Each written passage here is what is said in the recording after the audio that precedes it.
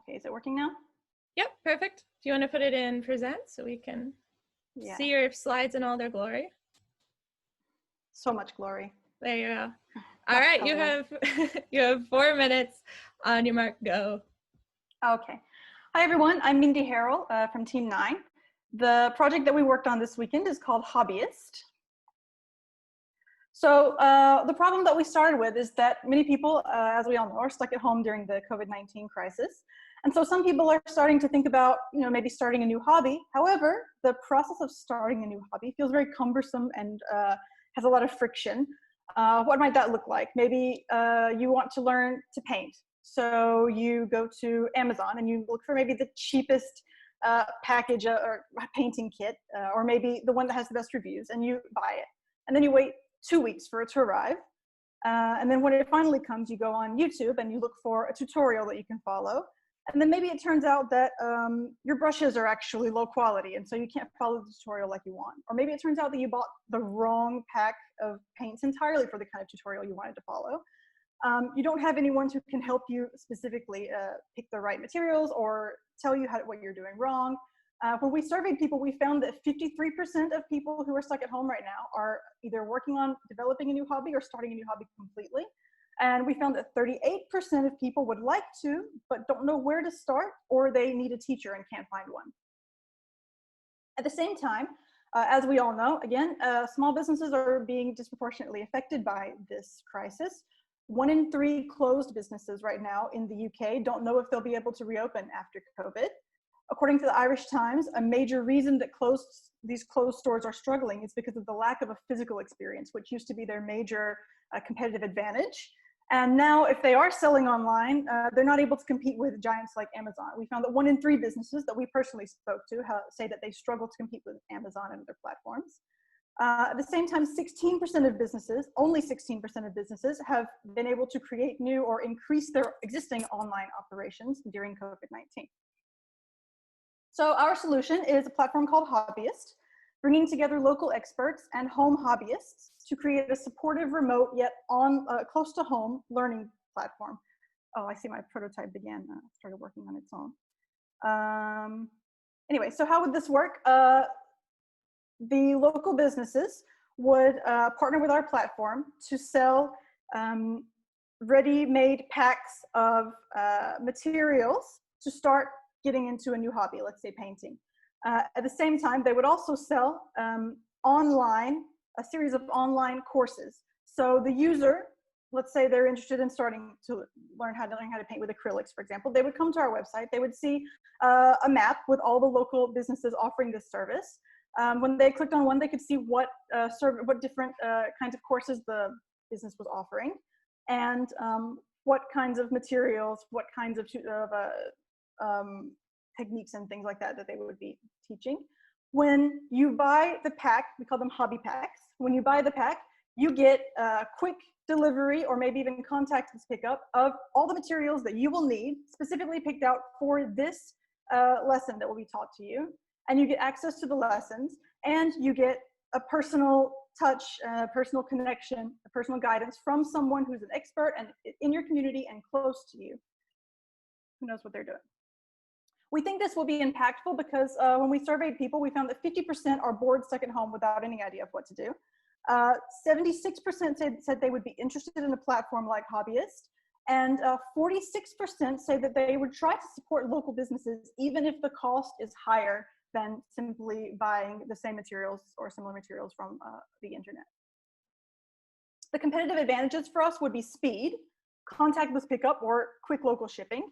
No more waiting for Amazon, especially because there are many delays right now. You get the materials and the method, the right materials, the right method, all picked out for you specifically by this person who's an expert.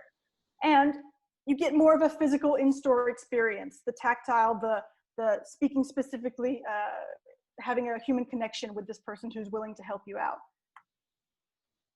How would we do this? Well, we would focus on contacting businesses, onboarding individual businesses one by one in a very local, hyper-local setting onto our platform, and building those deep local ties. That's it. You're cut off. I thought I was going to get a 30-second. You did. I heard the dawn, Caitlin. Yes. Oh, I didn't hear it at all. It's okay. That's where I just yell eventually. It's okay. I'm loud. Okay, you should yell twice then, in my opinion. No, you should be on 4 minutes, guys. Come on. I'm being nice too. All right. So judges, you guys have 5 minutes. Okay, thank you for your presentation. I have a very specific question is, how would you manage after we get to normal, which basically your competitive advantage is now speed. And so after a few months or even for 1 year, how would you sustain? Well, first of all, we believe that, and we've found evidence as well to support this, that even after maybe in the next few weeks, the next few months, businesses begin to open back up, until there's a vaccine and it's able to be distributed to everyone, the normal physical experience of businesses is still not going to be the same. So we think that there's a pretty long period ahead of us in which these businesses will continue to struggle. The other thing is that because we focus on building those local ties and sort of putting local people in contact with their local businesses, we think that this would still be a valuable platform to have to make those connections, even after people are able to go back outside. Hope I explained that. Thank you. And have you looked at who your competition is? Is there anything else out there like this currently? No, what we have seen is that the UK Federation for Small Businesses is actually calling for government to put together lists of local businesses to help people support them. But Right. There hasn't been any push to make a sort of, not just a list, but like to actually make more specific concrete connections to help these businesses sell something. Other than that, our competitors would be online places like Skillshare, but they're not, they don't have a personal touch. They're very general. Because I personally think that this is something, whether we had COVID or not, is something that we could do. I think it's a really good idea.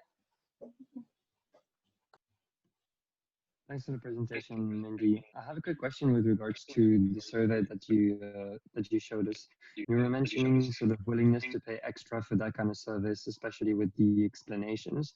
Do you have a way to quantify that as well? Because we know that, of course, some people would be willing to help in this period, some of the local businesses. However, when there's a significant price difference between online and offline, that's often a hurdle for people. Hence the rise of sort of online purchases in general.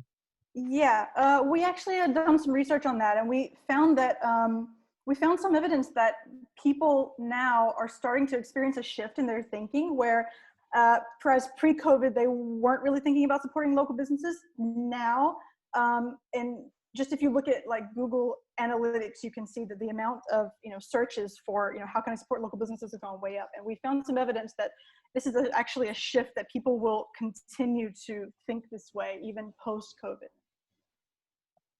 Yeah, I sorry, and just want to clarify, I meant more if you have any way to quantify that, because if for one object you have to pay $50 and then with the offline method it's like 60, you might justify the extra $10. But if it's 100, I'm wondering whether that's still valid.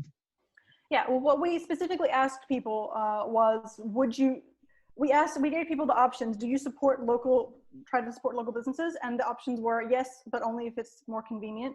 Yes, but only if it's cheaper, or yes, even if it's less convenient and cheaper. And actually the majority of, 46, I believe it was, % said that they would support even if it's more expensive or more expensive and less convenient. So there was this, but of course, I mean, to actually go to market, we would have to do a lot more deep market research to figure out exactly what those price points are. Sure, a very good idea. I like it as well. I have a question. One quick, sorry. Sorry. It's just really around the types of businesses that you'll be helping recover. I'd like to understand a bit more about that. Yeah, so we started out with the idea of art and sort of hobby-related stores. But when we researched with people, we actually found that more people are interested right now in some different things like cooking and fitness. And so obviously we would start to do some market research to figure out exactly what niche we should start with. And then we would plan to expand to include also bookstores as well, maybe. I have a friend who teaches book repair, so. anything is possible. Thank you. One quick question. So did you speak to the SMEs, what they want to put the effort also to explain, like, or will they work together with artists, for example, to show how painting is working? So I think there's a opportunity. Did you think about that? Yes, definitely. I mean, we thought that we would begin with SMEs that already have both the stock and the knowledge, because if you look at, for example, art supply stores, most people who own an art supply store or work in an art supply store also know a lot about art. It's part of their job. And then later on, we thought we would definitely expand to maybe include independent artists and hook them up, be able to onboard them onto the platform as well. But I mean, those are, you know, sort of long-term strategies. Does that answer your question, or? That'll have to answer it, because that's the time. Sorry. It's okay. So thank you, Mindy and Team 9 for great presentation. Next up, last but not least, we have Shivam from Team 10. Where is he? There you are. So Shivam, if you